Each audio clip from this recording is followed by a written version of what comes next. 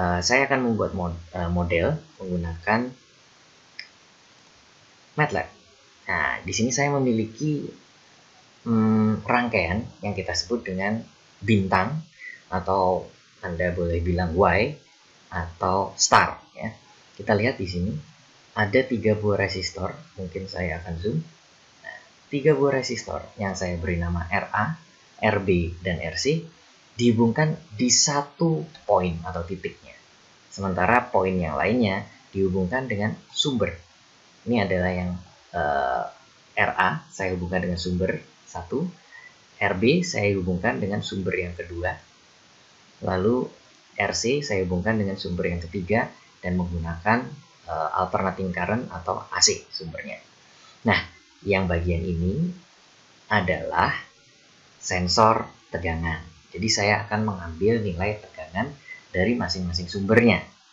Ada 3. Nah, kalau kita lihat, saya akan menggunakan amplitudo sebesar 200 volt dengan frekuensi 50 Hz. Artinya, dalam 1 detik akan terjadi 50 kali puncak dan gelombang. Satu siklus sendiri terdiri dari puncak dan gelombang. Jadi akan ada 50 gelombang dalam 1 detik. Dan itu yang kita gunakan di Indonesia.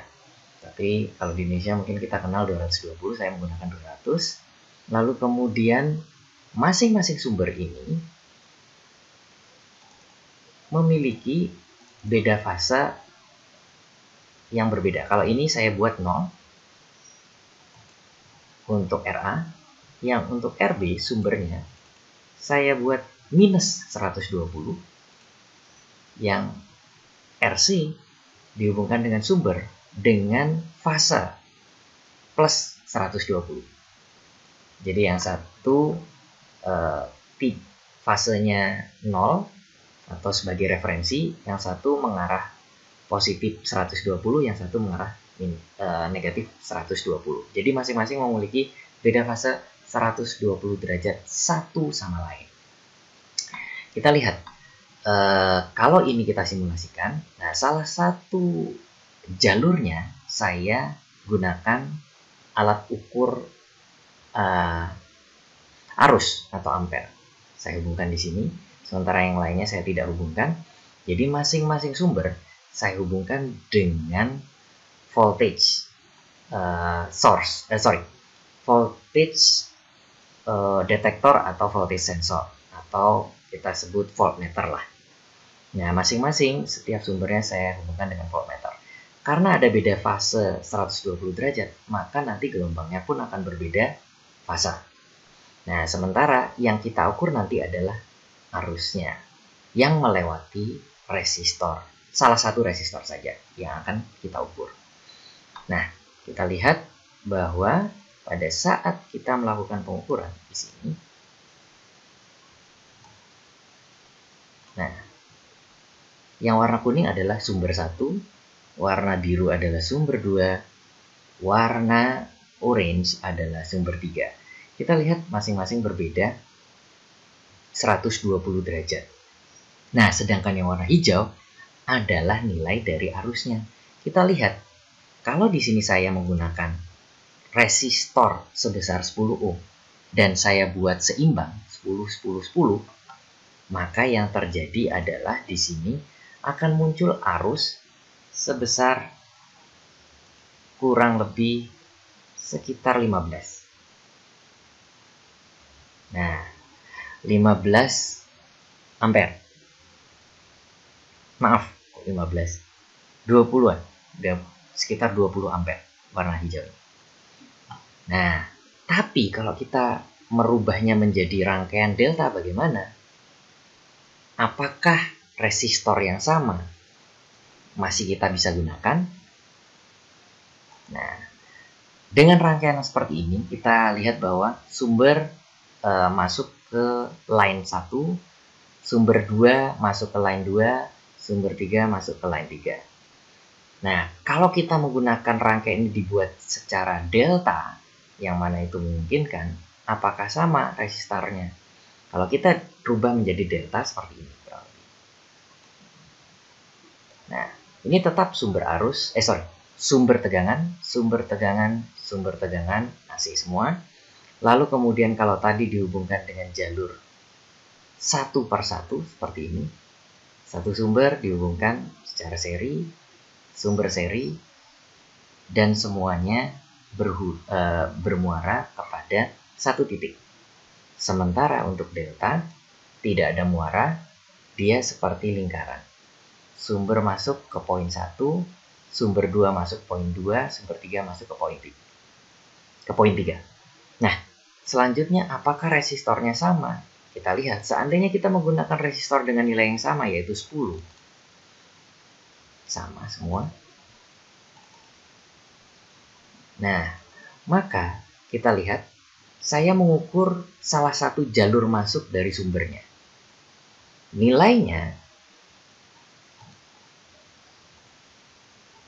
adalah, saya lihat sinyalnya, maka kita lihat sinyalnya adalah nilai arusnya menjadi lebih besar, lebih dari 50 ampere. Dan itu sangat berbeda dengan kondisi yang pertama. Kita lihat yang pertama.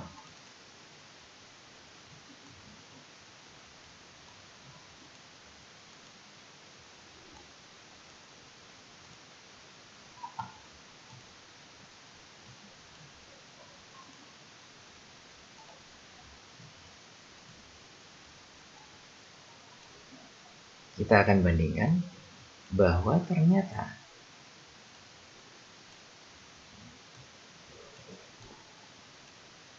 arus yang dimiliki oleh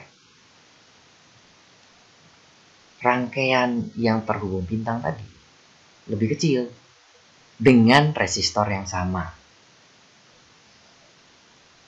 Nah, sementara yang delta arusnya menjadi lebih besar. Hal itu tentu saja bertentangan. Karena apa? Kalau kita ingin merubah dengan rangkaian ekuivalen, maka nilai arusnya harus sama di setiap jalurnya.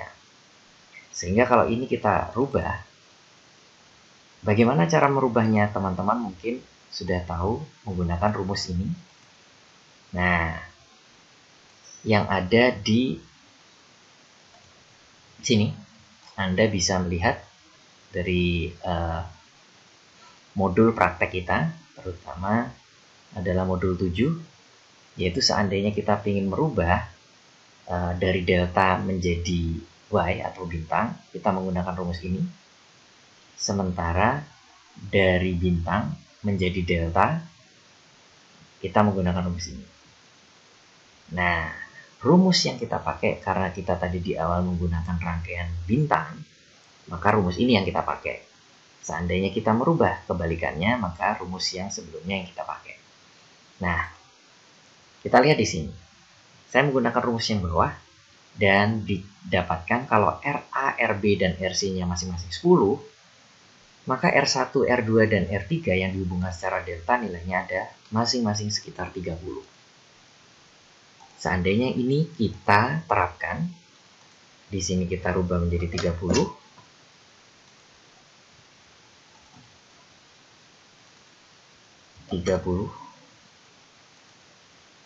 Dan di sini 30.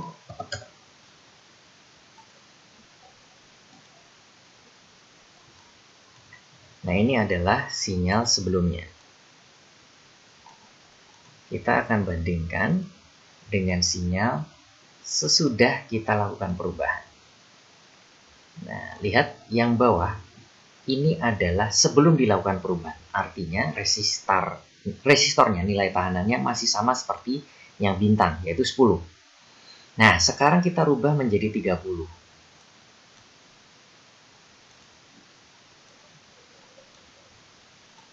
Pada saat kita rubah menjadi 30, kita akan eksekusi.